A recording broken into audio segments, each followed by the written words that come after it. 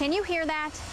That is the sound of a natural gas leak. Those are happening all over Joplin, but that is the least of the Niederhelm's concerns. That's because they're still missing a part of their family, and they are pretty sure he is not coming back.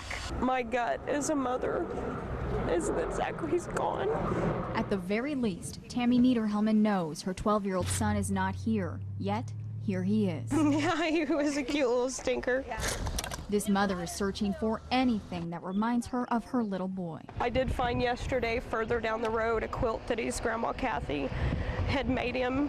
It had Hot Wheels on it. He loved cars. Zachary Williams was in the bathroom. The last time my husband looked in, he was sitting on the toilet right here with his cell phone and a flashlight. Tony Niederhelm was sucked right out of the house. I remember laying up against the back of the house, and I remember looking up and watching the roof peel off the house. And then after that, I don't know if I got knocked out or what. And then I woke up, I was sitting in the pickup. Zachary was gone, but Tammy says a neighbor found the body of a young boy. Heartbreaking as it was to hear, he told Tammy it was the boy in this picture. Our plea is, though, if he is gone, please just quit delaying the torture that you're doing to these people. Let us see our family. Let us get the closure. I just want to pick him up and hold him and tell him I love him one last time. I know if he's not here, his body's just there, but his soul's somewhere else. We have to have the closure. Until she sees for herself that the child who loved Legos and his family, was excited for high school and would turn 13 next month, did not survive the storm. There is no closure.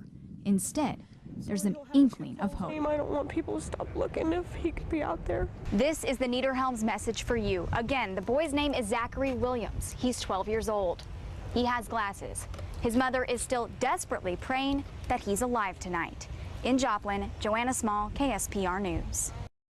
There is a lot of attention focused tonight on this list. It is a list of 232 people supposedly missing. However, in a lot of cases, it turns out they're not missing at all. I heard this morning that he was on that list. By this afternoon, Tammy Niederhelm heard her son was dead.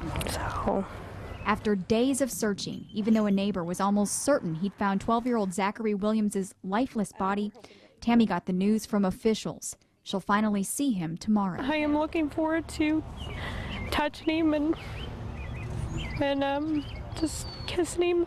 I've been going outside every morning and talking to him because I know he's up there.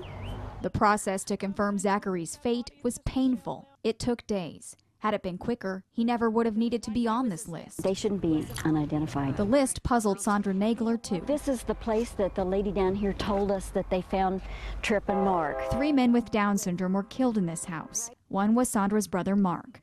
The other 2 made the list. One died instantly, but Mark and the other man were still alive, huddled together in this hole where a vent once was. You just know that was a suffering time for them because they were both so afraid and didn't know what happened. So it was, I don't like to see that. Both died in Freeman Hospital. The list is too late, but it wouldn't have mattered anyway. Now Sandra's here remembering. Oh, there's the Easter card that I just sent to him. Here's one of his Special Olympics medals. And books, lots of them. He knew all the presidents. He knew their wives. He knew the dates they were born and died. Tammy is remembering too. He loved to tell stories, so we're determined he's up there telling Grandpa Jackson stories. We're honored to tell his. Just through a few hours of our own investigating tonight, we can check off Kaylee Hare, Rick Fox, Mark Lindquist, Ray Miller, and finally, with a heavy heart, 12-year-old Zachary Williams. In Joplin, Joanna Small, KSPR News.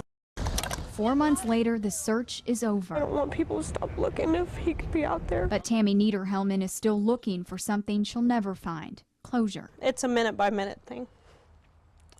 So we both miss him horribly and would do anything to have him back. From the front porch of her new Joplin home. And I remember looking up and watching the roof peel off the house. Tammy is remembering what happened at her old one. He loved Legos and Hot Wheels.